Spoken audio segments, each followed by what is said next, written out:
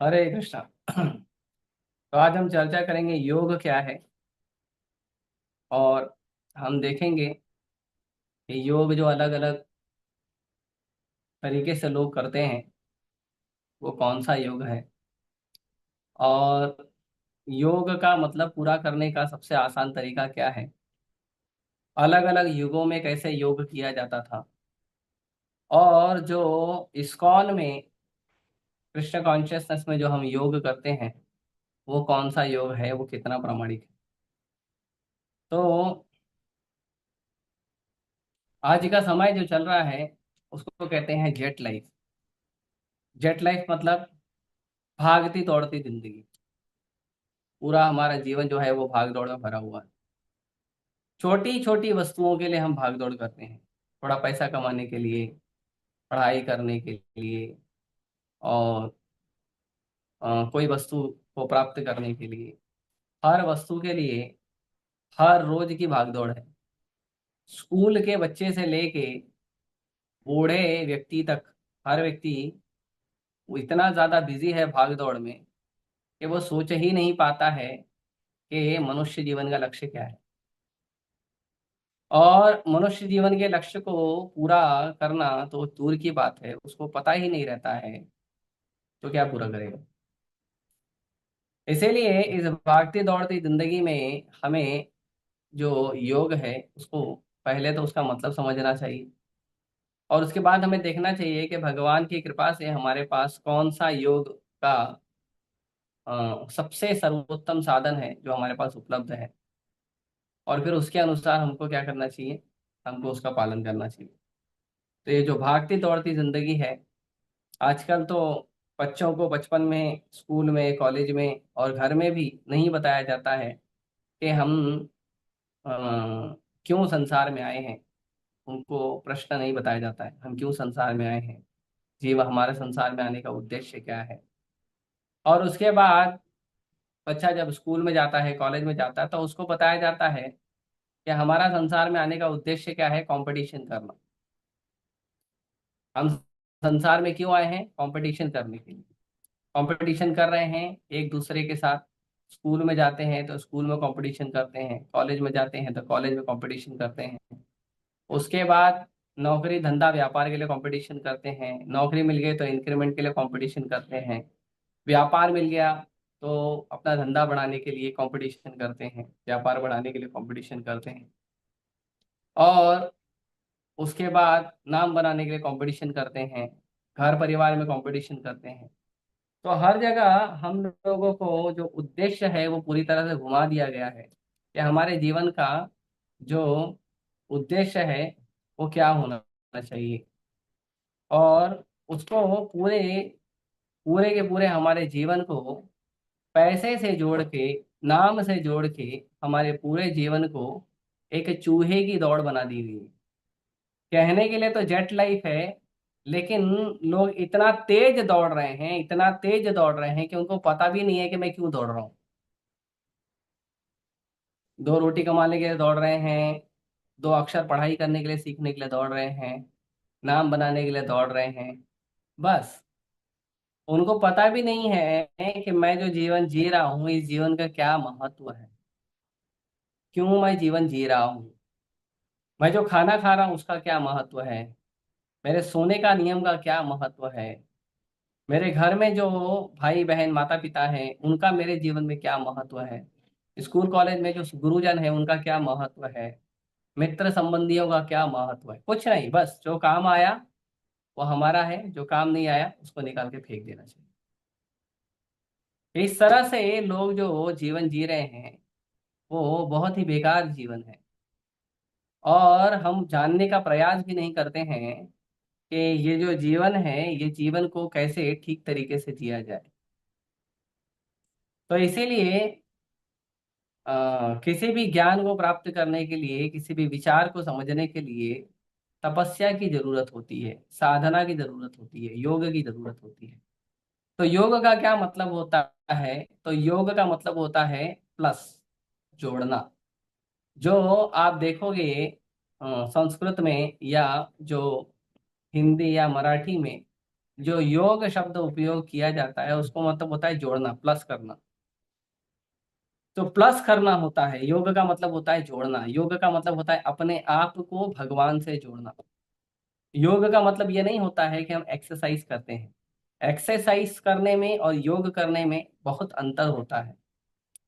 जो हम व्यायाम करते हैं, जिसको एक्सरसाइज कहते हैं उसको व्यायाम कहते हैं, और जो व्यायाम हमारा होता है वो व्यायाम होता है हमारे शरीर को स्वस्थ रखने के लिए, मन को स्वस्थ रखने के लिए, ताकि हम ज्यादा इंद्रिय भोग कर सकें।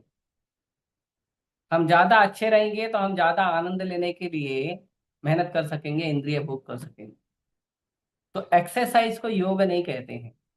आजकल के समय पे ये जो भ्रांति फैली है पूरे समाज में कि जो प्राणायाम करना है उसको योग कहते हैं, उसके बाद शीर्षासन है उसको योग कहते हैं, उसके बाद भुजंगासन है, उसके बाद सूर्य नमस्कार है, ये सब योग नहीं है। ये सब योग नहीं है, ये सब व्यायाम है। शरीर को स्वस्थ रखने के लिए मनुष्य को, हर व्यक्ति को, भक्तों को भी व्यायाम थोड़ा करना चाहिए। थोड़ा व्यायाम करना चाहिए, धूप में बैठना चाहिए। आज के समय पे हम लोग शहर की जो दुनिया है, जो नगर की दुनिया है, ये नगर की दुनिया में आज आज के समय पे प्रत्यक्ष रूप से प्रैक्टिकली हम हर जगह देखते हैं कि लोग नरक का जीवन जी रहे हैं। क्यों नरक का जीवन जी रहे हैं? तो प्रभुपाद जी एक बार गए थे अमेरिका। प्रभुपाद जी को एक बार एक व्यक्ति ने अमेरिका में पूछा कि आपको लंदन कैसा लगा? तो प्रभुपाद जी ने कहा कि नहीं, अमेरिका नहीं, लंदन पूछा था, हाँ। प्रभुपाद जी ने कहा कि ये तो नरक के समान है। तो व्यक्ति शॉक हो गया। अरे, आप किसी को कोई बोला मेरा देश कैसा लगा, आप उसको बोलोगे नरक के जैसा है, उसको कैसा लगेगा? बुरा लगेगा ना। आप पूछोगे और आपको इंडिया कैसा लगा, बोला नरक जैसा है। अरे, नरक जैसा क्यों है? तो उसको बुरा लगा, उसने पूछा आप ऐसा क्यों बोल रहे हैं? तो प्रभुपाद जी ने कहा कि नरक में सूर्य की किरण नहीं जाती है। नरक में सूर्य की किरण पहुंचती नहीं, सूर्य तो है लेकिन उसकी किरण नरक नरक तक पहुंचती नहीं। और जो अमेरिका, यूरोप, लंदन, ये जो बड़े बड़े देश हैं, ये सारे देशों में क्या होता है, इसमें भी सूर्य कई कई समय तक नजर नहीं आता है। कभी महीने में एक दिन दो दिन सूर्य आ गया तो आ गया, नहीं तो नहीं नजर आता। तो उसी तरह से हम देखते हैं हमारा जो नगर का जीवन है, शहर का जीवन है, वो नरक के समान है। पहली बात तो हम सुबह सोकर ही उठते हैं।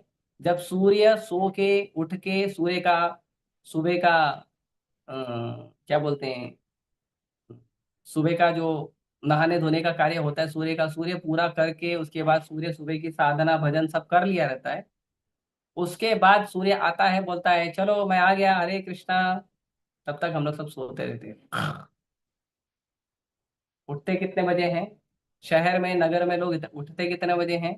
लोग उठते हैं 8 बजे, 9 बजे, 10 बजे, ऐसे लोग उठते हैं। और कुछ लोग तो सोते हैं रात को 3 बजे, 4 बजे, 5 बजे, और वो उठते हैं 12 बजे, 1 बजे, 2 बजे, 3 बजे। हाँ, तो सूर्य जब पूरी तरह से तपने लगता है 12, 1, 2 बजे तक, तब कुछ लोग आँख खोलते हैं। और उसके बावजूद क्या, उसके बाद भी क्या करते हैं? घर में ही रहते हैं। घर में अपना नहाना धोना खाना पीना जो है वो करेंगे। फिर स्कूल जाएंगे या जॉब पर जाएंगे तो गाड़ी में जाएंगे, उसमें भी धूप नहीं लगती है हमें। उसके बाद ऑफिस में या स्कूल या कॉलेज में रहेंगे तो वहां पे भी पूरा बंद रहता है, एसी रहता है, तो पूरा बंद रहता है, तो उसमें भी धूप नहीं मिलती है हमें। और जब तक हमारा ऑफिस कॉलेज स्कूल खत्म होता है, तब तक क्या होता है?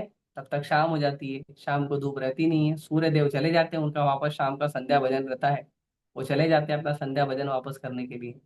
हाँ, तो फिर धूप खत्म हो जाती है। तो हमारा रोज का जो जीवन है, हम देखते हैं कि हमारे शरीर पे धूप का एक कण भी नहीं पड़ता है। तो प्रैक्टिकली हम बिना सूर्य किरण के जी रहे हैं। और ये बहुत बड़ा कारण है आज के समय लोगों के रोगी होने का। सूर्य जो होते हैं, सूर्य किरण से बहुत सारे जो बीमारी है वो ठीक हो जाती है। अच्छा, इसके अंदर और एक भ्रांति है, वो ये है कि सूर्य किरण लेने से स्किन कैंसर होता है। ये जो आज के बेचारे छोटे छोटे बच्चे लोग हैं, वैज्ञानिक लोग, इन लोगों ने एक नया खेल निकाला है। हाँ, स्क्रीन फॉर द टॉपिक। नहीं अभी नहीं, मैं बताऊंगा। ठीक है, शेयर शेयर कर दो, अभी नहीं मत करो, मैं बताऊंगा तब शेयर कर दो। तो वैसे मेरे सामने है स्क्रीन, आप शेयर मत करिए। तो ये एक नया, उन लोगों ने भ्रांति फैलाई है समाज में कि सूर्य की जो किरण है उससे क्या होता है, उससे कैंसर होता है। अरे जो किसान दिन भर खेत में हल चलाता है उसको तो कैंसर होता नहीं है। जो मजदूर दिन भर बोरी उठाता है, बोरी चलाता है, उसको कैंसर होता नहीं है। जो ऑटो वाले हैं, टैक्सी वाले हैं, गाड़ी वाले हैं, या जो सड़क पर घूम घूम के मार्केटिंग करते हैं, उनको तो कैंसर होता नहीं है। और हम लोग घर के अंदर रहते हैं 24 घंटा, 1 घंटा सूर्य किरण में जाते हैं तो बोलते हैं कैंसर होता है, फिर उसके बाद सनस्क्रीन क्रीम लगाते हैं, लोशन। आपको पता है कैंसर किससे होता है? वो सनस्क्रीन लोशन से कैंसर होता है। सूर्य किरण से कैंसर नहीं होता। भगवान ने जितनी भी प्राकृतिक वस्तु बनाई है, उस प्राकृतिक वस्तु में कोई भी नुकसान नहीं है। नुकसान किस में है? उस प्राकृतिक वस्तु से डराने के लिए हम जो क्रीम, लोशन, साबुन, तेल यूज करते हैं ना, उसमें है, जो नए जमाने का है। तो इसीलिए सूर्य की किरण में रहना चाहिए। कोई नहीं रहता, हम बच्चों को भी नहीं सिखाते हैं। पहले लोगों के घर भी होते थे, तो एक छोटा सा उनका घर होता था, और घर के अंदर भी पूरा खुला खुला रहता था। आप अगर किचन से बेडरूम भी जाओगे तो किचन के अंदर आपको छाया मिलेगी, बेडरूम के अंदर छाया मिलेगी। किचन से बेडरूम का जो रास्ता है उसमें छाया नहीं है, उसमें डायरेक्ट धूप मिलेगा। आंगन बोलते हैं उसे। एक बीच में आंगन होता था, उस आंगन आंगन में पूरा खुला रहता था, पूरा ऊपर से धूप आता था। धूप है, बारिश है, भगवान का डायरेक्ट कृपा जो है आंगन में पड़ता था। और फिर एक रूम से दूसरे रूम जाना है, एक किचन से दूसरे जगह जाना है, तो पूरा खुला रहता था वो। ऐसा घर बनता था पहले। अभी घर बनता है कबूतर खाना, खासकर शहरों में। कबूतर खाना। हम्म। रात को आएंगे, खाएंगे पिएंगे, सो जाएंगे, सुबह उठेंगे, हाथ मुंह धोएंगे, भाग जाएंगे। पूरा दिन जो है वो घर खाली रहता है। खाली इसलिए बोल रहा हूं क्योंकि पति पत्नी दोनों काम करते हैं, दोनों चले जाते हैं बाहर।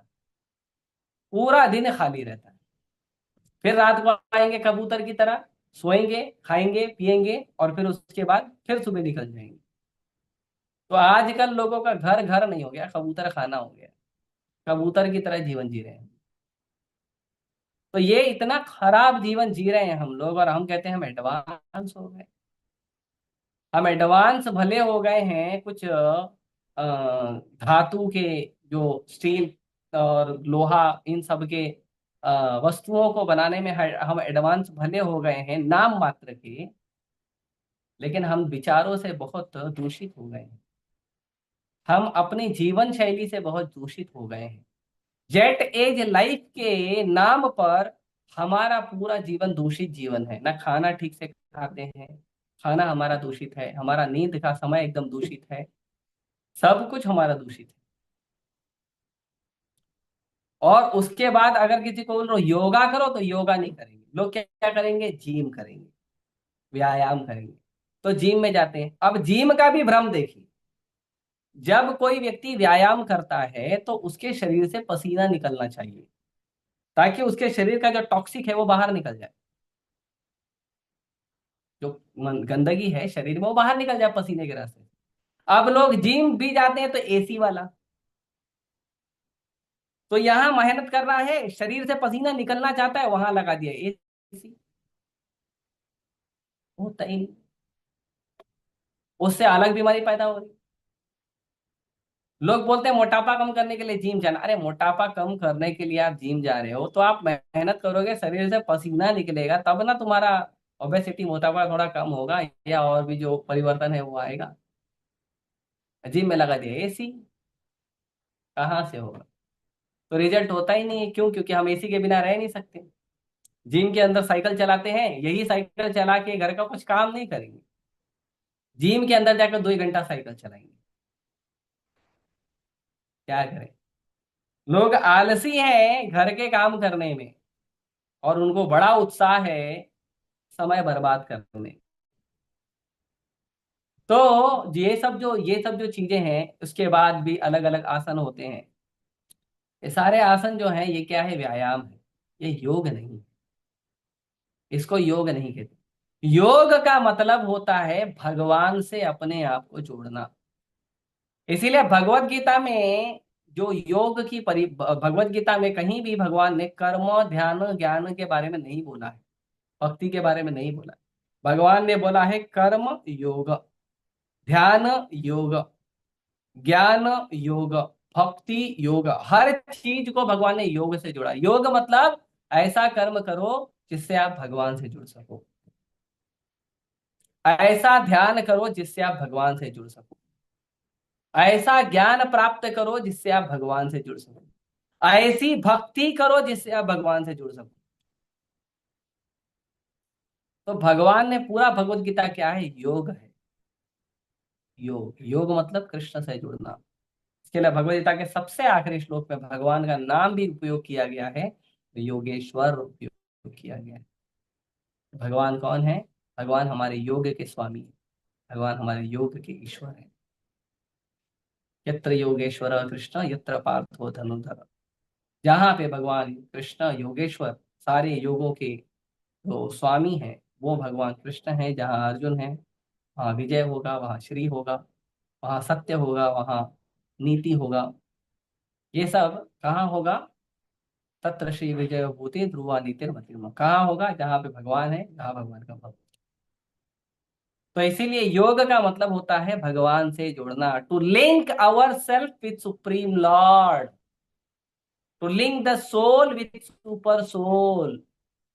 अपने आत्मा को परमात्मा से जोड़ने को योग कहते हैं। इसका योग का असली मतलब है। और इसमें भगवत गीता के छठे अध्याय में भगवान ध्यान योग बताते हैं। तो कुछ लोग ध्यान भी करते हैं, तो ध्यान योग बताते हैं। तो ध्यान योग में भी अष्टांग योग होते हैं, 8 प्रकार के योग होते हैं।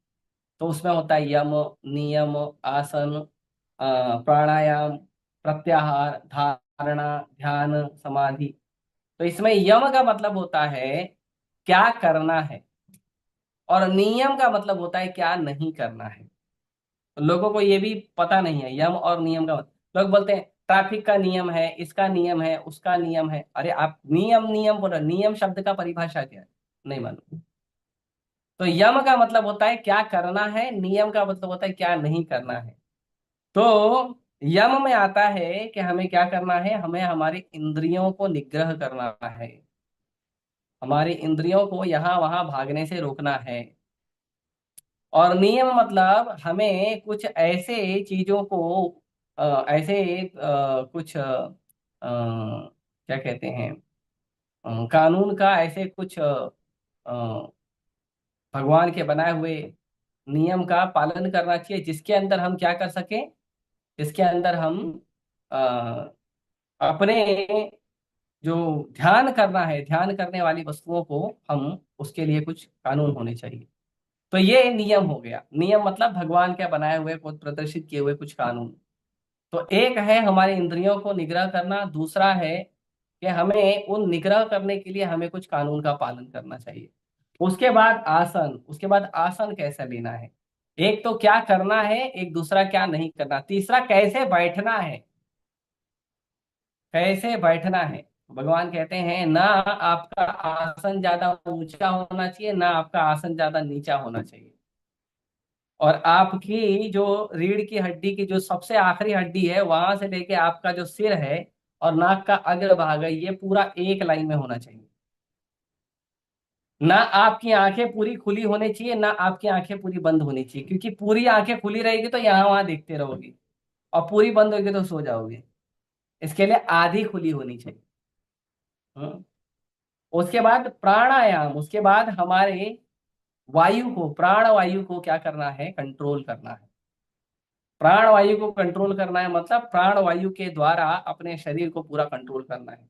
इसके बाद आता है हमारे जितने भी इंद्रियां हैं, वो इंद्रियों को इंद्रिय भोग से दूर करना, उसको कहते हैं प्रत्याहार, प्रत्याहार। हमारे इंद्रियों का जो आहार है, आंख को क्या अच्छा लगता है वो देना है या नहीं देना है वो कंट्रोल करना। कान को क्या अच्छा लगता है, देना है या नहीं देना है, कंट्रोल करना। जीभ को क्या अच्छा लगता है, देना है या नहीं देना है, कंट्रोल करना। और कंट्रोल करने का मतलब नहीं होता है कि नहीं करना, नहीं देना। ये एक गलत धारणा है। जब हम किसी को कहते हैं कि हमें कंट्रोल करना चाहिए वस्तुओं को, तो लोग बोलते हैं अरे कंट्रोल करेगा तो करेगा कैसे काम। तो कंट्रोल करने का मतलब होता है जितना उचित है, जितना उपयोगी है उतना करना, उससे ज्यादा नहीं करना, उसको बोलते हैं कंट्रोल। कंट्रोल का मतलब होता है कि जितना आपके भोजन में उचित है उतना नमक डालना, उससे ज्यादा नहीं डालना। जितना आपके भोजन में उचित है उतना शक्कर डालना, ज्यादा नहीं डालना। जितना मसाला उचित है उतना डालना, ज्यादा नहीं डालना। उसी प्रकार जितना हमारे आंख को, कान को, नाक को, मुंह को, हाथ को, पैर को जितना उचित है हमारे जीवन के लिए और भगवान की भक्ति के लिए, जितना उचित है उतना ही उसे इंद्रिय भोग देना, उससे ज्यादा नहीं देना। और ध्यान रखना कि उचित चीजें दे, अनुचित चीजें ना दे। जो चीजें भगवान द्वारा प्रदत्त प्रदत्त हैं, जो नियम कानून भगवान द्वारा प्रदत्त हैं, वो चीजें, वो नियम कानून जो है उसके अनुसार ही हमें हमारी इंद्रियों को भोग करने के लिए छोड़ना चाहिए। और नहीं है तो नहीं छोड़ना चाहिए। जैसे छोटा सा बच्चा होता है, तो छोटे से बच्चे को ज्यादा कंट्रोल लगता है, ज्यादा ध्यान देना पड़ता है। कहीं वो करवट लेके गिर ना जाए, कहीं यहाँ वहां वो चलने ना लगे। अगर वो थोड़ा डोलना वोलना सीख गया, चलना वलना सीख गया है, तो कहीं भी चले जाएगा। उसको क्या पता क्या अच्छा है क्या खराब है, क्या खाना नहीं खाना है। मिट्टी भी उठा के खा लेते हैं बच्चे लोग, स्वयं भगवान खा के बताए थे। तो उसको कंट्रोल करना, तो बच्चे को कंट्रोल करना मतलब बच्चे के लिए क्या उपयोगी है, क्या उचित है वो देना। तो हमारी इंद्रियां भी वैसे ही है, छोटे बच्चे की तरह है। और अनियंत्रित घोड़े के बच्चे की तरह है। जो अनियंत्रित घोड़ा होता है वो क्या होता है, वो कहीं भी जाता है, कहीं भी नुकसान करता है। उसको नियंत्रण में लाएंगे तो वह हमारे उपयोग में आता है। ऐसे हमारी जो इंद्रियां हैं, ये भी अगर हम इसको कंट्रोल नहीं करेंगे, नियंत्रण में नहीं रखेंगे, तो क्या होगा, ये हमारे विनाश का कारण बनेगी। इसके लिए प्रत्याहार, इसके लिए अपनी इंद्रियों को क्या देना है क्या नहीं देना, इसका विचार होना चाहिए। और ये विचार के लिए हमें भक्तों का संग होना चाहिए और शास्त्रों का अध्ययन होना चाहिए। जो व्यक्ति शास्त्र को नहीं पढ़ता है वो व्यक्ति कभी भी अपने जीवन को नियंत्रण में नहीं रख पाएगा, कंट्रोल में नहीं रख पाएगा। और फिर वो बार बार आगे पूछेगा, प्रभु जी ये करता हूँ, इसको कैसे करूं प्रभु जी, मैं कोशिश करता हूँ अच्छा करने का लेकिन होता नहीं है। तो कोशिश के साथ साथ बुद्धि भी चाहिए ना। आपके प्रयास के साथ साथ बुद्धि भी चाहिए, और आपके प्रयास और बुद्धि के साथ साथ भगवान की कृपा का बल भी चाहिए। तो एक तो आपका प्रयास है जो आप अपने शरीर से और मन से करेंगे। दूसरा, शास्त्रों के अध्ययन से आपको बुद्धि मिलेगी ये जानने के लिए कि मेरा प्रयास सही है या गलत है। और तीसरा, भगवान का नाम जप करेंगे, हरे कृष्णा कृष्णा कृष्णा हरे हरे, हरे राम राम राम हरे हरे, तो क्या होगा, भगवान की कृपा का बल मिलेगा। इसके बावजूद हमारा मन जो है हमें हतोत्साहित करेगा, हमें बार बार पीछे खींचेगा। क्यों कर रहे हो ये सब, कौन करता है ये सब, कितने लोग को देखा करते हुए, तुम्हारा कोई दोस्त तो करता नहीं, तुम्हारे रिश्तेदार तो करते नहीं, लोग तुमको गाली दे रहे हैं, ये सब कौन करता है, बड़ा बाबा बन के घूम रहा है। अभी अपने करियर पे ध्यान दो, अभी अपने पढ़ाई पे ध्यान दो, अभी आप पैसा कमाने पे ध्यान दो, अभी लड़की पटाने पे ध्यान दो, अभी शादी करने पे ध्यान दो। पर ये बहुत सारा हमारा मन हमको ज्ञान देगा, तो इसके लिए क्या करना चाहिए, भक्तों के संग में करना चाहिए ये सब। इसके लिए रोज लेक्चर सुनना चाहिए। लेक्चर सुनने का मतलब होता है भक्तों का संग करना। अगर आप रोज आते हो भागवतम सुनने के लिए तो उससे क्या होता है, उसका मतलब है रोज 1 घंटा आप भक्तों का संग कर रहे हो। उसके बाद मंदिर आना चाहिए, भक्तों का संग करना चाहिए, भक्तों के संग में भक्ति करना चाहिए। तो उससे क्या होगा, उससे हमारी इंद्रियां आसानी से नियंत्रण में आ जाएगी। नहीं तो ये हमारी इंद्रियां है ना, अनियंत्रित घोड़े की तरह है, अनकंट्रोल हॉर्स। इतना दौड़ाएगा आपको कभी उठा के पटक भी देगा जमीन पे। और ये होता है लोगों के साथ। इसके लिए प्रत्याहार, हमारे इंद्रियों को इंद्रिय विषय से काट देना, या उसको इंद्रियों को इंद्रिय विषय उतना देना जितना हमारे जीवन के लिए, साधना भजन के लिए उपयोगी है, उससे ज्यादा नहीं देना। अभी मेरे ख्याल से कुछ 15 या 20 दिन पहले एक न्यूज आया था। एक व्यक्ति गैम्बलिंग में, सट्टे में 96 लाख रुपए हार गया। 96 लाख। 1 करोड़ में 4 लाख रुपए कम। क्यों? नियंत्रण नहीं था। लोगों के घर बिक जाते हैं, घर बिक जाते हैं, उनके पत्नी के, उनके माता के, उनके बहन के सोने के गहने बिक जाते हैं। किस चीज में? नियंत्रण में नहीं होने के कारण। अनियंत्रित वो सट्टाबाजी कर रहा है, अनियंत्रित दारू पी रहा है, अनियंत्रित बिजनेस में पैसा लगाया जा रहा है, या यहाँ वहां पैसा उड़ा रहा है। तो नियंत्रण में नहीं रहेगा तो ये सब होगा। इसीलिए नियंत्रण होना बहुत जरूरी है।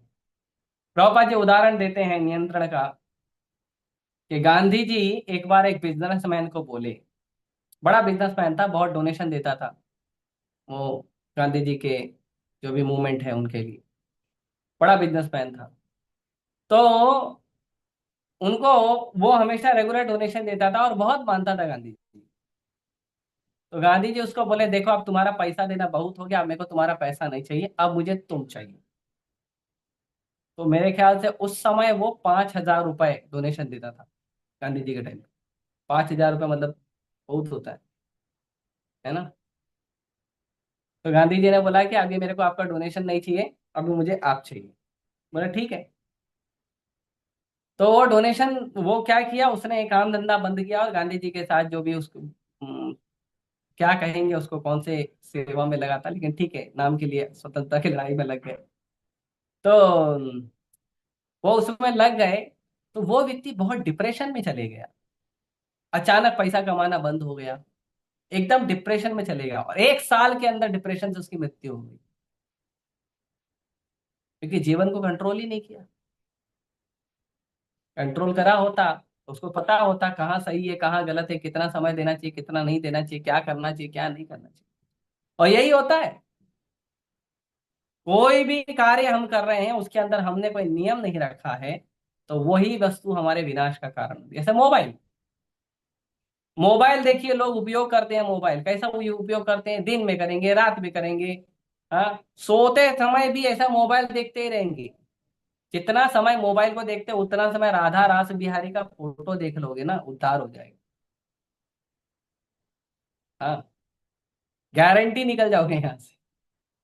और जितना समय आप मोबाइल देखते हो उतना समय उल्टा होता है, बंधन में जाते हो इस संसार के।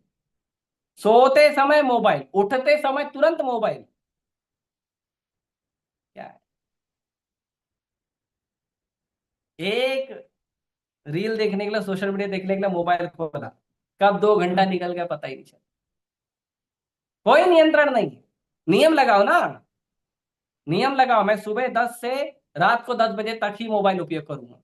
रात को 10 से सुबह 10 तक मेरा समय मेरे परिवार के लिए है, मेरा समय मेरे पढ़ाई के लिए है, या मेरा समय और कुछ काम के लिए है, मेरा समय सोने खाने के लिए है, मेरा समय अपने ऊपर इन्वेस्टमेंट करने के लिए। नहीं, हर समय मोबाइल। तो इसीलिए इंद्रियों को इंद्रिय विषय से हमको कंट्रोल रखना चाहिए, कितना देना है कितना नहीं देना, उसको कहते हैं प्रत्याहार। उसके बाद आता है धारण। जब आप अपने इंद्रियों को इंद्रिय विषय से कंट्रोल में रखते हो, जितना जरूरत है केवल उतना देते हो, तब क्या होता है, तब आप धारण करना शुरू करते हो, तब आपकी शक्तियों को आप धारण करना शुरू करते हो। उसके बाद आता है ध्यान, फिर भगवान का स्मरण शुरू होता है। और उसके बाद आता है समाधि। समाधि मतलब continuous thinking of the lotus feet of Shri Shri Radha रास बिहारी। हर समय चिंतन होता है भगवान के श्री चरण कमल का, उसको कहते हैं समाधि। लेकिन ये जो योगा है ना, इसको बोलते हैं अष्टांग योग। अभी बाबा रामदेव भी सिखाते हैं प्राणायाम, अष्टांग योग। लेकिन वो क्या है? वो बॉडी एक्सरसाइज है, वो शरीर का व्यायाम है, वो योग नहीं है। योग नाम दे दिया, अंतरराष्ट्रीय योग दिवस 21 जून। यानी क्या करते हैं, सब एक्सरसाइज करते हैं, सांस अंदर लो सांस बाहर छोड़ो। वो व्यायाम है शरीर को ठीक रखने के लिए, शरीर को चुस्त दुरुस्त रखने के लिए, बीमारी कम होने के लिए वो व्यायाम है। पर वो योग नहीं है। योग मतलब ऐसा कार्य जिस कार्य से आप भगवान से जुड़ो, उसको कहते हैं योग। तो इस तरह से अष्टांग योग नियम है। और अष्टांग योग नियम के इसमें सबसे पहले दो नियम है। पहला नियम है अष्टांग योग का, और वो है कि आपको एकांत स्थान में जाना चाहिए, ऐसी जगह जहां पे आप हो और भगवान से जुड़ने का साधन हो। जैसे लोग चले जाते हैं धाम में, कोई चले जाता है वृंदावन धाम, जगन्नाथपुरी, बद्रिका धाम, हरिद्वार, रामेश्वरम, द्वारका, चले जाते हैं लोग एकांत स्थान में। पहले के साधु लोग जंगल में चले जाते थे, एकांत स्थान में, एकदम कोई और नहीं चाहिए, केवल हम और भगवान। तो एक तो एकांत स्थान चाहिए, और दूसरा क्या चाहिए, दूसरा हमारा जीवन जो है तपस्या का होना चाहिए। ये नहीं कि सुबह मैं बाहर आ जाऊंगा जंगल से, थोड़ा बढ़िया खाना पीना खा के फिर जंगल के अंदर घुस जाऊंगा, फिर एक 10 घंटा 12 घंटा भजन करूंगा, फिर बाहर आऊंगा, फिर बढ़िया बढ़िया खा लूंगा, या थोड़ा यहाँ वहाँ घूम लूंगा, थोड़ा टीवी देख लूंगा, थोड़ा मोबाइल चला लूंगा, या थोड़ा गार्डन घूम लूंगा, थोड़ा मार्केट घूम लूंगा, थोड़ा बाजार चले जाऊंगा, है ना। 12 घंटा तो तपस्या कर रहा हूँ ना, थोड़ा 2 घंटा बाजार भी घूम के आ जाता हूँ, देख लेता हूँ बाजार में क्या क्या बढ़िया बढ़िया वस्तु नहीं। तपस्या। और तपस्या का मतलब है, तपस्या का मतलब होता है कि अपने योग के लिए, अपने भजन के लिए, अपनी पढ़ाई के लिए, हमें हमारे खुद के भले के लिए जानबूझकर, जानबूझकर हमें क्या करना चाहिए, हमें जानबूझकर ऐसी वस्तुओं से दूर होना चाहिए जिन वस्तुओं के प्रति हमारा ज्यादा लगाव, जानबूझ के हमें ऐसी वस्तुओं से दूर रहना चाहिए जो वस्तु हमारे जीवन में बाधा है, हमारे पढ़ाई में, हमारे भक्ति में, उससे जानबूझ के दूर होना है, वॉलेंटरली, जानबूझ के खुद से दूर होने का प्रयास करना है। ये नहीं कोई आपको बोलेगा, कोई आपको डांटेगा तब आप दूर होगे, कोई आपको पकड़ के अलग करेगा तब दूर होगे, नहीं। आपको पता होना चाहिए कि मेरे भले के लिए ये चीज मेरे जीवन में बाधा है, उसको दूर करो, और खुद दूर करना है। जैसे आपको प्रसाद खाना है, अभी आपको पता है कि अगर आप प्रसाद पाने के लिए प्रसाद हॉल में जाओगे, जनरली हम बात करते हैं भक्तों का, भक्तों लोगों का यार, तो अब हमको पता है कि अगर मैं प्रसाद हॉल में जाऊंगा तो मैं ज्यादा खा लूंगा। तो इसके लिए क्या करेंगे, दूसरे भक्त को बोलेंगे प्रभु जी मेरा प्लेट बना देना, मेरे लिए अलग से इतना इतना आइटम निकाल देना, मैं जो है प्रसाद हॉल में पाने प्रसाद पाने नहीं आऊंगा। ठीक है, वो एक अच्छा तरीका है। लेकिन इससे भी उत्तम है, आप प्रसाद हॉल में जाओ, 10 12 15 जो भी आइटम है देखो, उसमें आपको जो आइटम उपयोग का है, आपके लिए जो वस्तु जरूरत की, केवल वही वस्तु लेकर खाओ। ये उससे बड़ा है कि आप देख रहे हो ये वस्तु है, आपके लिए अवेलेबल है, लेकिन आपको पता है ये मेरे भले के लिए नहीं है। जैसे किसी वस्तु को, किसी व्यक्ति को क्या कहते हैं, पीलिया हो गया है, पीलिया हो गया है, वो घर में उसको पीलिया हो गया है, वो बढ़िया दवाई वगैरह ले रहा है डॉक्टर का, और घर में बना है पराठे, आलू के पराठे, मेथी के पराठे, गोभी के पराठे। अब उसको सामने दिख रहा है उसके लिए पराठा है, और वो निवेदन करेगा तो घर के लोग दे भी देंगे, हो सकता है थोड़ा तोड़ के दे देंगे, ठीक है जीभ के स्वाद के लिए, लेकिन उसको पता है मेरे लिए ठीक नहीं है, तो जानबूझ के नहीं देगा। कोई देगा तो भी मना करेगा, नहीं नहीं मेरे हेल्थ के लिए ठीक नहीं। आपको हुआ है लूज मोशन, और आपको कोई बढ़िया पकवान दे रहा है, बोला प्रभु जी लो खीर खा लो, आप बोलोगे ये खीर तो मेरे को पसंद है, नहीं खाना है उसे।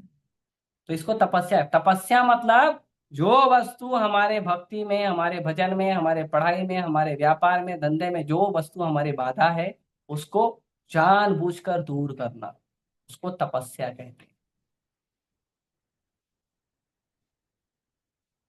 और आज के समय पे सबसे बड़ी तपस्या है अपने आप को पैसों की चमक धमक से थोड़ा दूर रखिए, सोशल मीडिया की चमक धमक से दूर रखिए, और अपने आप को दूर रखिए ऐसे लोगों से जो लोग आपको भक्ति में सहयोग नहीं करते हैं, दूर रखना चाहिए। तो बड़ी तपस्या है, और शहर में तो ये बड़ी तपस्या है। लोग कहते हैं गांव में चले जाएंगे, वन में चले जाएंगे, तपस्या करेंगे। कहाँ जाओगे, पूरा दुनिया ही शहर हो गया है। गांव गांव में मोबाइल है। हम्म, हमारे प्रधानमंत्री जी ने 5G नेटवर्क लगा दिया है। तो इसको तपस्या कहते हैं। तो ये जो है ये अष्टांग योग है, और अष्टांग योग में क्या करना होता है? अष्टांग योग में आपको कुशा घास के आसन पर बैठना पड़ता है। ऐसा गद्दी वाला सीट नहीं मिलेगा आपको। उस पे कुशा घास का जो है आसन मिलेगा, उस पर बैठना होता है, और उसका एक प्रॉपर पोस्टर होता है। तो इस वस्तु को करने के लिए आज के समय पे कितने लोग तैयार होंगे? कोई नहीं होगा। 5,000 साल पहले भगवान ने अर्जुन को भगवत गीता में ध्यान योग में इसका बात बताया। अर्जुन, जो अर्जुन बोलता है भगवान आप कहो तो मैं हवा को कंट्रोल कर सकता हूं, लेकिन मन को कंट्रोल नहीं कर सकता।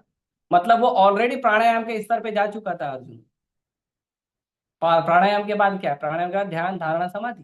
प्राणायाम के बाद प्रत्याहार, ध्यान धारणा समाधि। ऑलरेडी 4 स्टेप आगे चले गए। 4 स्टेप और पूरा करो, भगवान के स्मरण में चले जाओ। अर्जुन बोला आई एम सॉरी कृष्णा, मेरे से नहीं होगा। 5,000 साल पहले जब वस्तु हमारे लिए ज्यादा अनुकूल थी, जब हर जगह गांव थे, हरियाली थी, स्वच्छ पानी था, स्वच्छ हवा थी, लोगों के हृदय भी स्वच्छ थे, थोड़े बहुत गंदे थे, बाकी लोग स्वच्छ थे, तब अर्जुन ने मना कर दिया मेरे से नहीं होगा प्रभु। हाँ। तो इस तरह से अर्जुन ने भगवान को बोला। अच्छा, अध्याय 6 श्लोक 34 में अर्जुन भगवान को बोलता है, चंचलम ही मना कृष्ण प्रमाथि बलभद्रणम तस्याहम निग्रहम मन्ये वायोरिव सुदुष्करम। भगवान मेरा जो मन है वो चंचल है और प्रमादी है, बलवत है, दृढ़म है। उसको कंट्रोल करना मतलब, आप मेरे को बोलो हवा को कंट्रोल कर, तो वो मैं कर लूंगा, लेकिन वो हवा को कंट्रोल करने से ज्यादा मुश्किल है मन को कंट्रोल करना।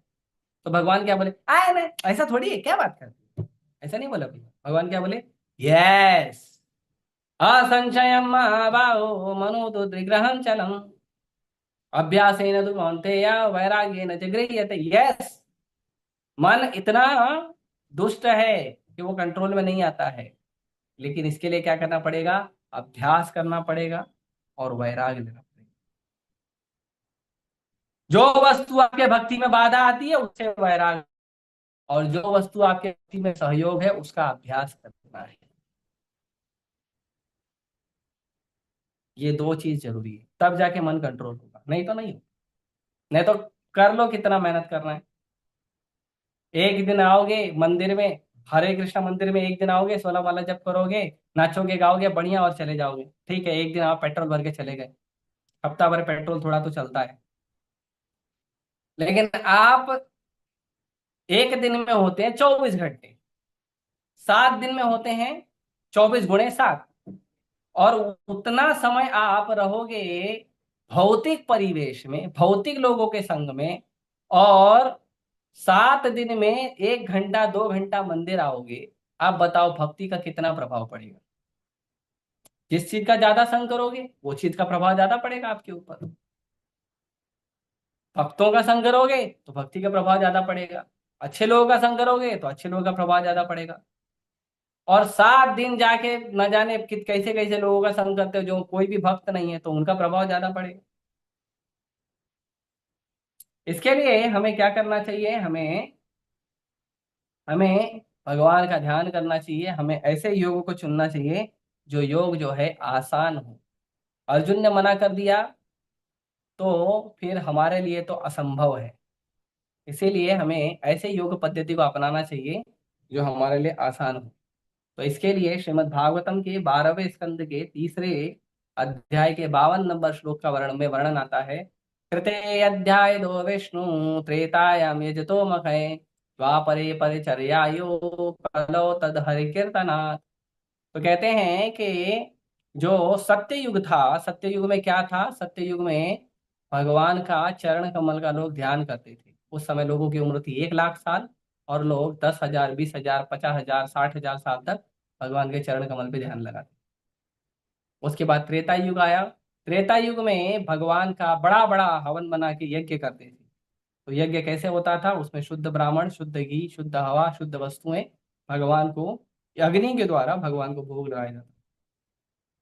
उसके बाद तीसरा जो द्वापर युग है, द्वापर युग में भगवान के बड़े बड़े मंदिर बनाना, बड़े बड़े विग्रह बनाना, भगवान की पूजा अर्चना करना, भगवान के अर्चा विग्रह की आरती करना, इन सब माध्यम से भगवान की प्राप्ति होती। कलयुग में ये सब हो नहीं सकता। ना हमारे पास उम्र ज्यादा है कि हम भगवान के चरण कमल पे ध्यान लगाएं। ध्यान लगाना तो छोड़ो, उम्र तो छोड़ दो, हमारे पास ध्यान तो लगता ही नहीं, 1 मिनट तो ध्यान लगता नहीं। हरे बोला तो भाग जाता है मन, कृष्णा सुनता ही नहीं है। हमारा मन ऐसा है। तो इसके लिए क्या करना चाहिए, तो वो सत्य युग का ध्यान लगाने का प्रोसेस अवेलेबल नहीं है। उसके बाद लोग अपने घर का चूल्हा जला लो, बड़ी बात है। अग्नि का कुंड जलाना तो अग्नि का कुंड जलाना तो बहुत दूर है। उसमें भी शुद्ध ब्राह्मण मिले, शुद्ध घी मिले तो असंभव है। शुद्ध हवा, शुद्ध पानी नहीं मिल रहा तो घी तो छोड़ दो। हम्म, तो ब्राह्मण भी देखो, आजकल ब्राह्मण भी शुद्ध नहीं मिलते हैं, क्या करें। तो वो नहीं हो सकता। उसके बाद बड़े बड़े अर्चा विग्रह बनाना, बड़े बड़े मंदिर बनाना, तो वो भी बड़ा मुश्किल है आजकल के समय पे। लोग अपना छोटा सा घर बना ले, खोली बना ले, वही बड़ी बात है। गांव की हवेली छोड़ के शहर में खोली बनाते हैं, और वो भी भारी पड़ता है लोगों को। एक खोली बनाने में 30-30, 40-40, 50-50 साल निकल जाते हैं लोगों के, है ना। खोली तो बना लेते हैं लोन लेके, लेकिन वो लोन भरने में 50-50 साल चले जाते हैं। तो कैसे करेंगे, तो बहुत आसान तरीका है। कलौ तद हरि कीर्तन। कलयुग में क्या करना है, भगवान का नाम जप करना है। हरे कृष्णा, हरे कृष्णा, कृष्णा कृष्णा हरे हरे, हरे राम, हरे राम, राम राम। तो इस तरह से भगवान का भक्ति करना है, और इस तरह से भगवान का भक्ति करते हैं। तो इसमें हम देखेंगे अभी टेस्टिमोनियल्स। टेस्टिमोनियल्स मतलब हम देखेंगे प्रत्यक्ष प्रमाण के दूसरे धर्म के लोग क्या कहते हैं। तो क्रिश्चियनिटी में जीसस क्राइस्ट कहते हैं कि glorify the Lord's holy name by saying our Father who art in heaven, hallowed be thy name। तो जो हम भगवान हैं जो स्वर्ग में निवास करते हैं, ऐसे भगवान का हमें नाम जप करना चाहिए। जो भगवान स्वर्ग में निवास करते हैं, तो उन लोगों के लिए स्वर्ग जो है वो उत्तम बताया गया है। सिख में जो गुरु नानक जी हैं वो कहते हैं कि सुबह के समय मैं क्या करता हूँ, मैं भगवान के नाम जप के ऊपर ध्यान देता हूँ। उसके बाद इस्लाम में कहते हैं कि भगवान के पवित्र नाम का जप करिए। तो जो भी वो लोग सुबह आप देखेंगे दिन भर में 5 बार वो लोग अजान देते हैं। तो वो क्या अजान देते हैं, अजान में वही कहते हैं कि भगवान सबसे बड़े हैं, और भगवान का शरण लीजिए, भगवान का नाम जप करिए। उसे वही उसका मतलब है। उसके बाद में बुद्ध में कहते हैं, बुद्ध जो बुद्ध धर्म है उसमें भी कहते हैं कि भगवान का नाम जप करिए। और सनातन धर्म में भी बहुत सारा नाम जप का महिमा है। तो जो मंत्र कहते हैं, तो मंत्र का मतलब होता है मनोत्र। मनोत्र, तो मन मतलब हमारा मन, त्र मतलब त्रायते। जो हमारे मन को सही मार्गदर्शन दे उसको मंत्र कहते हैं। इसीलिए मंत्र की शक्ति ज्यादा होती है। कोई भी कार्य करो उसमें मंत्र जप करोगे तो वो कार्य का प्रभाव ज्यादा पड़ता है। पढ़ाई करने बैठ रहे हो, मंत्र जप करिए, भगवान का नाम जप करिए। नहाने जा रहे हो, भगवान का नाम जप करिए। प्रसाद पा रहे हो, भगवान का नाम जप करिए। कहीं आ रहे हो, जा रहे हो, ट्रैवलिंग कर रहे हो, भगवान का नाम जप करिए। मंत्र कोई भी कार्य करिए उसमें अगर मंत्र जप कर लिया ना तो पावर बढ़ जाता है। क्यों, क्योंकि मंत्र क्या करता है, हमारे मन को सही मार्गदर्शन देता है। अभी हमारा मन कैसे कैसी वस्तु में फंसा हुआ, तो मन को सही मार्गदर्शन देता है मंत्र। इसीलिए जो सबसे सिंपल चीज है वो है हरे कृष्ण महामंत्र जप करना। और हरे कृष्ण महामंत्र जप करने का जो शास्त्र का प्रमाण है, तो नारायण संहिता में वर्णन है कि कलयुग के कलयुग में केवल भगवान का नाम जप करने मात्र से हमको क्या होता है, परम भगवान की प्राप्ति होती है। फिर कल संतरण उपनिषद में कहा गया है कि जो मंत्र है हरे कृष्णा कृष्णा कृष्णा हरे हरे, हरे राम राम हरे हरे, जो भगवान का मंत्र है। ये इस मंत्र, इस 16 नाम के मंत्र में भगवान की सारी शक्तियां हैं। और ये 16 नाम का मंत्र जो है, ये इससे ऊपर कोई दूसरा सॉल्यूशन अवेलेबल है ही नहीं कलयुग में। कोई दूसरा सॉल्यूशन पूरे जगत में अवेलेबल नहीं है हरे कृष्ण महामंत्र के अलावा। बहुत सारे मंत्र हैं शास्त्रों में, वेदों में, पुराणों में, लेकिन हरे कृष्ण महामंत्र से ऊपर कुछ नहीं है। इसलिए हरे कृष्ण महामंत्र, और कहते हैं कि इसके ऊपर हमें कोई दूसरा जो है उपाय प्राप्त ही नहीं हुआ है, हमने सारे वेदों को पढ़ लिया है। ये बात कौन कहते हैं? व्यासदेव जी कहते हैं, जिन्होंने सारे वेदों शास्त्रों को लिखा है। तो उन्होंने कहा इसके ऊपर कोई दूसरा उपाय नहीं है। कल संतरण उपनिषद उपनिषद में फिर श्री श्री चैतन्य चरितामृत में वर्णन है, हरे नाम हरे नाम एवं केवलम कलव नास्तेव नास्तेव नास्तेव गतिरन्यथा। हरे कृष्ण महामंत्र, हरे कृष्ण महामंत्र, हरे कृष्ण महामंत्र ही क्या है? एकमात्र हमारा जो अ, आश्रय है, जिसका आश्रय लेने से कलयुग के सारे कल्मश नष्ट हो जाते हैं। हम्म। और श्रीमद् भागवतम में 12वें स्कंद के 3रे अध्याय के 51 नंबर श्लोक में वर्णन करते हैं कि कलेर्दोष निधेराजन अस्ति एव को महान गुणा कीर्तनादेव कृष्णस्य मुक्त संग परम व्रजे। तो कलयुग जो है वो दोषों का सागर है। कलयुग में क्या है? बहुत सारे दोष हैं, है ना। सतयुग में तो दोष थोड़ा किसी में रहता था, त्रेता में थोड़ा और दोष बढ़ा, और द्वापर में और दोष बढ़ा। कलयुग क्या है? कलयुग पूरा समुंदर ही है, दोषों का समुंदर है। इसके अंदर आपको एक कमल खिल गया ना तो बड़ी बात है। भगवान के गुण का, भगवान के भक्ति का कमल खिल गया तो बड़ी बात है। तो पूरा दोषों का समुंदर है कलयुग। इस दोषों के समुंदर में एक महान गुण है, वो क्या है? केवल भगवान का नाम जप करने मात्र से हमको परम धाम की प्राप्ति होती है। हम्म। तो और भगवान भगवता में भी कहते हैं यज्ञानाम जप यज्ञोस्मि, जो यज्ञ है उसमें मैं जप यज्ञ हूँ। तो इस तरह से कई सारे जो प्रमाण हैं, इस प्रमाण से हमको क्या कहते हैं, अ, समझ में आता है कि हमको हरे कृष्ण महामंत्र जप करना चाहिए। तो पार्थ प्रभु अभी यहाँ से आप शेयर करिए स्लाइड्स को, dos and of chanting and dozens of chanting. यहाँ से मैं थोड़ा बताता हूँ और फिर हम फास्ट फॉरवर्ड मोड में खत्म करेंगे। ठीक है पार्थ प्रभु, आर यू रेडी?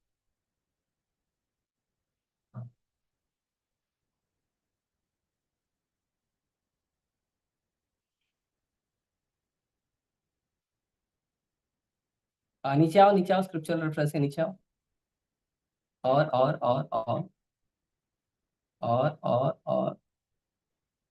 हाँ, डूज ऑफ चैंटिंग। चैंटिंग के लिए क्या क्या करना चाहिए? तो क्या करना चाहिए पहले देखो, नीचे लो थोड़ा। हाँ, चैंटिंग करने के पहले, हरे कृष्ण महामंत्र जप करने के पहले क्या करना चाहिए? पंच तत्व मंत्र जप करना चाहिए। क्या है पंच तत्व मंत्र? नीचे करो। जय श्री कृष्ण चैतन्य प्रभु नित्यानंद श्री अद्वैत गदाधर शिवासादि गौर भक्तवृंद। ठीक है। और दूसरा क्या है, और क्या नियम है?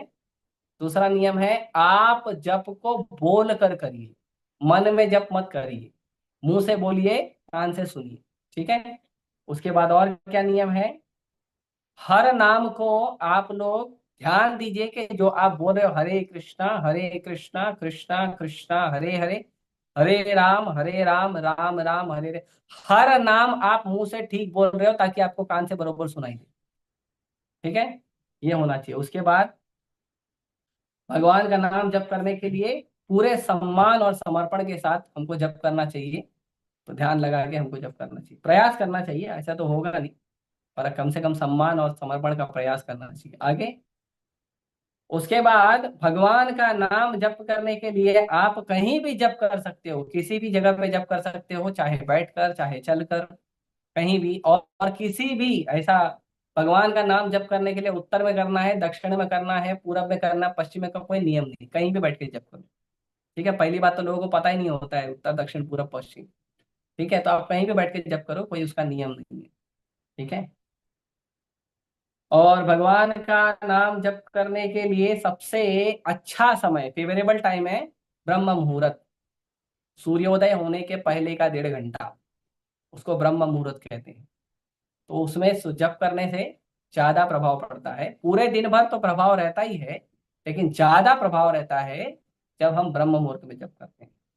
और क्या है, और जप करने के पहले प्रयास करना चाहिए, अगर संभव हो प्रयास करना चाहिए कि आप नहा लीजिए। नहाने से व्यक्ति सतोगुण में आता है। ठीक है, लेकिन अभी ठंडी चालू हो रही है तो बहुत सारे लोगों को नहाने में सुबह सुबह तकलीफ होगा। तो भी कम से कम अगर मान लो बिल्कुल नहाने का मन नहीं का, तो जब तो कर लीजिए, हाथ मुंह धो के तिलक लगा के जब कर लीजिए। ठीक है। और तिलक लगाने के लिए कहीं आसपास परेशानी है तो कम से कम हाथ मुंह अच्छे से धो लीजिए। ठीक है, क्योंकि ठंडी है ना, अभी ठंडी में बोल दूंगा नहाने के लिए तो लोग बोले कल से लेक्चर बनिए, है ना। तो भी क्या करें, कलयुग का परिस्थिति ऐसा है। और अ, हरे कृष्ण महामंत्र जप का जो क्या कहते हैं, और एक नियम है, वो क्या है, भगवान का नाम जप लगातार करते रहना चाहिए और गिन के करना चाहिए। कुछ लोग बोलते गिनने की क्या जरूरत, और गिनने की जरूरत नहीं है कि चक्कर में वो माला ही नहीं रखते अपने पास, माला ही ना तो जब कैसे करेगा, है ना। तो इसके लिए क्या करना चाहिए, गिनना चाहिए, उसको बोलते हैं सांख्य योग। ठीक है, तो इसके लिए प्रयास करना चाहिए। और अब है क्या नहीं करना चाहिए हरे कृष्ण महामंत्र जप करने के लिए, क्या मनाही है, तो मनाही क्या है। आप स्लाइड्स को और थोड़ा छोटा करो ना, परसेंटेज वाइज 80% है, 70 कर दो, 60 कर दो। हाँ ठीक है, 76 ठीक है जी। तो क्या नहीं करना चाहिए, तो हरे कृष्ण महामंत्र जप करने के लिए आधा मंत्र जप नहीं करना है। हरे कृष्ण कृष्ण कृष्ण हरे हरे, राम को बोला ही नहीं। या हरे राम राम राम हरे हरे बोला, कृष्ण वाला बोला ही नहीं। या राम और कृष्ण को बोल दिया, हरे हरे बोला ही नहीं। तो ऐसा नहीं है, पूरे 16 नाम निकलने चाहिए। दूसरा क्या है, दूसरा क्या है, ये जो ऊपर वाला जो बीट है ना, इसको कृष्णा बीट कहते हैं। ये जो ऊपर वाला मोती है, ये 109 नंबर मोती है। तो ये जो है हमको नहीं जप करना है इसके ऊपर। उसके बाद और क्या करना है, बहुत इंपॉर्टेंट है, ये सभी भक्तों के लिए इंपॉर्टेंट है, समझा समझा के परेशान हो गए लेकिन लोग मानते भी है। जब आप हरे कृष्ण महामंत्र जप करते हो, उस समय आपको केवल हरे कृष्ण महामंत्र जप करना और कुछ नहीं करना है। उस समय बुक रीडिंग नहीं करना है, न्यूज़पेपर नहीं पढ़ना है, टीवी नहीं देखना है, मोबाइल नहीं देखना है। आप राइट हैंड से हरे कृष्ण कर रहे हो, लेफ्ट हैंड से दूसरा काम नहीं करना है। ठीक है। हाँ। उसके बाद हम आते हैं कि हमको क्या फायदे मिलते हैं हरे कृष्ण महामंत्र जप करने के। तो सबसे पहला फायदा है कि आप पाप से मुक्त हो जाते हो। दूसरा फायदा क्या है, हमारे अंदर जो बहुत सारी अलग अलग बुरी आदतें हैं, वो सारी बुरी आदतें धीरे धीरे हमें दूर छोड़कर चले जाती हैं। उसके बाद क्या फायदा है, उसके बाद फायदा है कि हम चिंता मुक्त हो जाते हैं, चिंता से मुक्त हो जाते हैं, तनाव से मुक्त हो जाते हैं। और चौथ उसके बाद क्या है, उसके बाद है हमारा मन जो है शांत हो जाता है। हाँ, और असली आनंद मिलता है, और हमारा साक्षात्कार होता है हमें। और हरे कृष्ण महामंत्र जप के बारे में क्या कहते हैं बहुत सारे अलग अलग लोग, तो आप देखते हैं, आइए देखते हैं क्या कहते हैं अलग अलग लोग। नीचे करो। ये स्लाइड शो में नहीं हो सकता है क्या। ठीक है। तो जॉर्ज हैरिसन जो उस समय के बीटल्स थे, वो कहते हैं कि ये जो तरीका है वो क्या है, वो बहुत ही पावरफुल तरीका है भगवान के साक्षात्कार करने का। उसके बाद और भी बहुत सारे हैं, चाहिए तो मैं ये सब आप लोगों को अलग से लिख कर बता दूंगा। भारत के भी कई सारे उद्योगपति हैं, उन लोगों का भी कहना है, तो ये आप यहाँ पे ठीक से है नहीं। बात प्रभु इसका स्लाइड शो में देखिए, प्रॉपर उसका कोट निकालिए, उसके बाद नाम निकालिए, और ये कोट और नाम जो है उसको बना के अच्छे से मेरे को दिखा के, और उसके बाद में हम ग्रुप में भेज देंगे, ताकि लोगों को पता चले कि कौन कौन हरे कृष्ण महामंत्र के बारे में क्या क्या कहता है, चाहे देशी हो या विदेशी हो। ठीक है। उसके बाद आप डायरेक्ट ये फटाफट नीचे प्रभु। आ जाइए, फटाफट नीचे आ जाइए।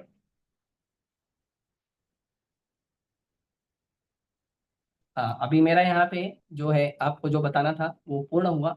अभी आपकी ओर से क्या प्रश्न और उत्तर है, कृपया करके मुझे बताइए। हरे कृष्ण।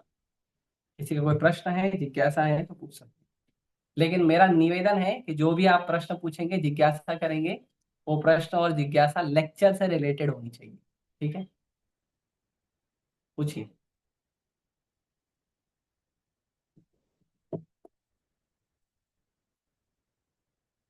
ऑनलाइन। हाँ बोलो।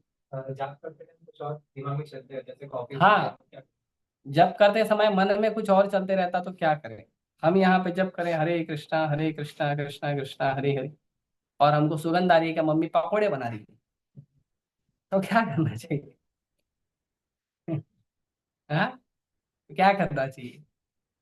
तो जब करते समय आपका मन कंट्रोल करने के लिए हरे कृष्ण महामंत्र काफी है, लेकिन आप मन को कंट्रोल करने का प्रयास मत करिए। जब करते समय आप बोलिए और सुनिए। आपका काम मन को कंट्रोल करना नहीं, वो काम हरिनाम का है। हरिनाम आपका मन कंट्रोल करेगा। आपका काम क्या है? बोलो और सुनो। आप प्रोसेस फॉलो करो। आप मन को कंट्रोल करने मत जाओ। आप केवल क्या बोल करो, बोलो और सुनो, उससे ही सब प्रॉपर हो। आप सोचोगे नहीं, मन को कंट्रोल करना है तो ये कर लूं वो कर लूं, वो सब कोई फायदा नहीं करना। है ना? कुछ लोग क्या करते थे, मैं सुना हूँ, कुछ लोग क्या करते थे, जब करने बैठेंगे तो मन में जो बुरे ख्याल आते थे उसको लिख लेते थे, या अच्छे ख्याल आते थे उसको लिख लेते, और फिर बोलते थे अभी ये ख्याल गया ना, अभी दूसरा ख्याल नहीं। अरे मन है, 24 घंटे में 60,000 विचार आपको देने का शक्ति रखता है। कितना लिखोगे? आप लिखते लिखते आपका हरिनाम तो होगा नहीं, वो बुक भर जाएगा लिखते लिखते। तो इसके लिए आप जो है, सोचने का काम, मन का जो काम है वो करने दीजिए। आप अपना काम करिए, मन अपना काम कर रहा है, आप अपना काम करिए। ठीक है? और कोई? ऑनलाइन? Any question?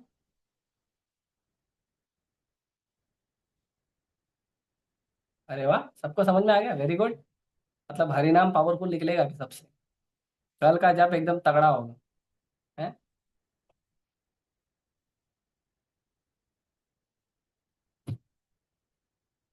ठीक है, किसी को कोई प्रश्न नहीं है तो मैं यहाँ रुकता हूँ।